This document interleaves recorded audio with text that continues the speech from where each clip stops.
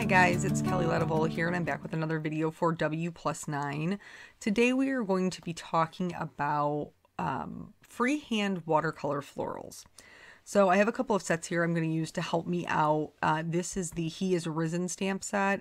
I showed you the Sympathy Lilies, but I didn't end up using them. And then I'm also using the No One Else stamp set. So for the first card, I'm going to use some stamps to help me with my placement. I picked the Lily from the He Is Risen set because it is a large bloom.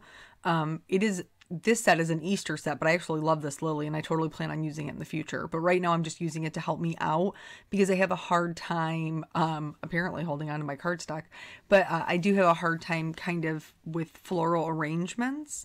And so I struggle with that. So I don't want to just like freehand it. I want to have some idea of what it is that I'm going to be painting. And since the flowers that I want to paint are pretty large, I wanted to have a flower stamp that reflected that. One quick note before we talk about the painting, I was stamping in antique linen ink from, or distress ink, because it'll melt away once I put the water on top. So for this one, I'm just doing really loose, just general flowers. And so I put down kind of like a circle of water, and then I am using quinacridone purple here. And I didn't mix it with anything. I'm just using the regular purple, and I'm kind of putting down little C shapes. And then as needed, I can go back in with darker pigment and just continually add those little C shapes. Dawn tells me all the time that your brain will turn anything into a flower. And that is true. So not bad advice. So even if you don't really love what you're doing when you're doing it, just give it a minute. Because watercolors change as they dry, and the way, you know, the highlights and the lowlights, the values change.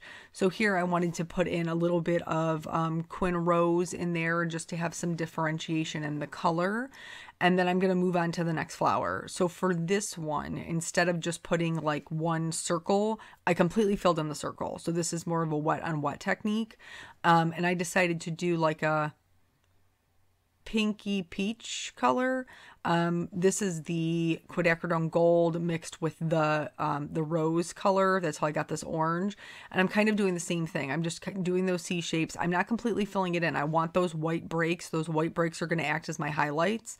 And then I'm going to add in some more of the rose to my base color to, again, get a little bit of color variation. For the third one, I am using Indian yellow.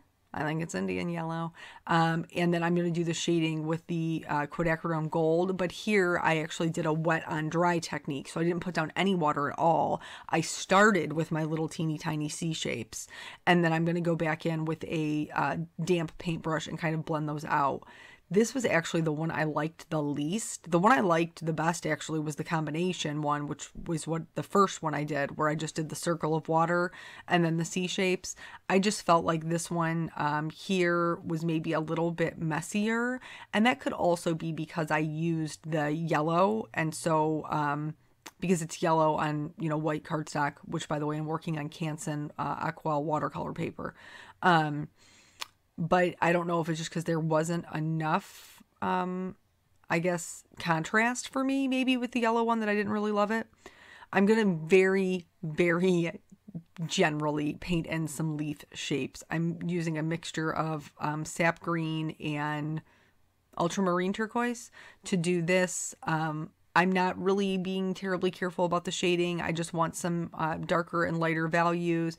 This whole thing is meant to be very loose. I had some of my followers on my on YouTube ask me about, I call them blobby flowers, about painting some blobby flowers. And so I wanted to do this video to kind of show that if you would like more definition, you can do what I'm doing here. Again, it's not terribly detailed. I'm just adding in a little bit of darker pigment to help give those flowers some shape.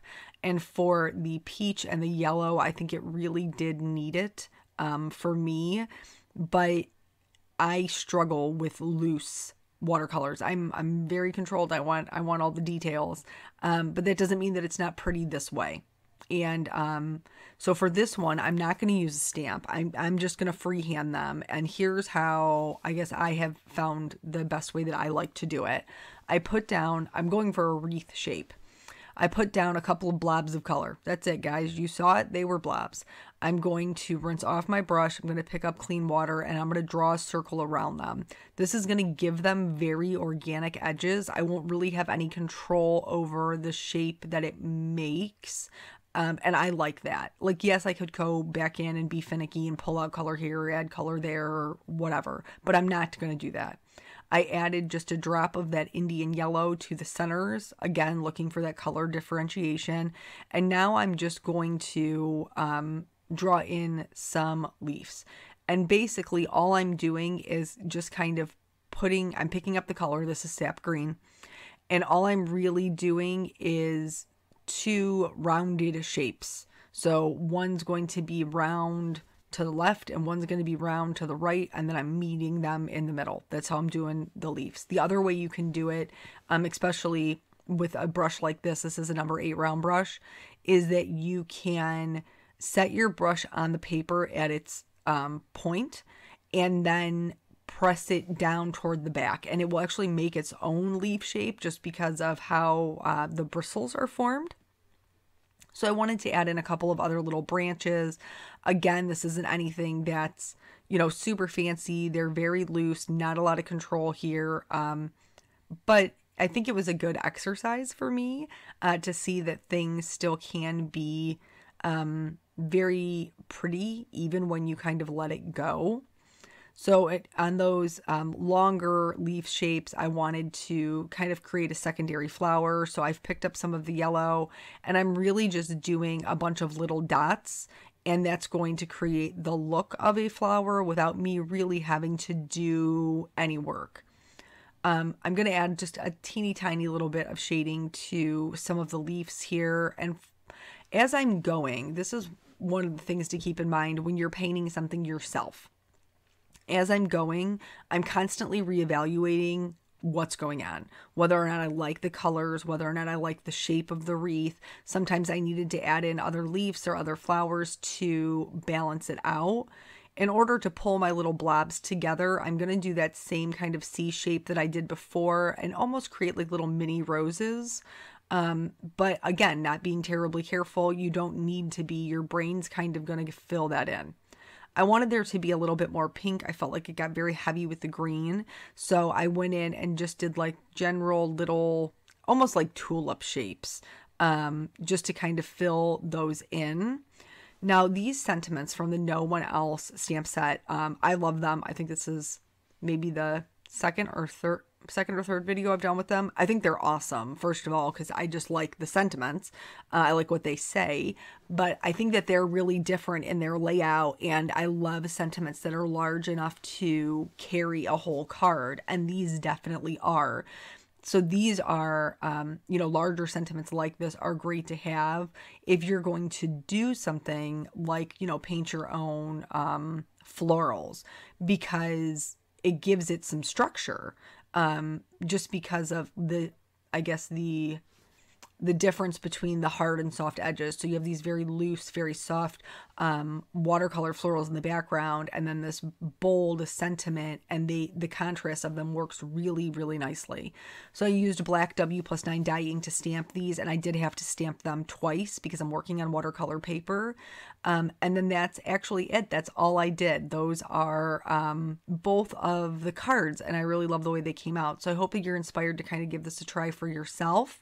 And I will catch you guys on the next video. Bye.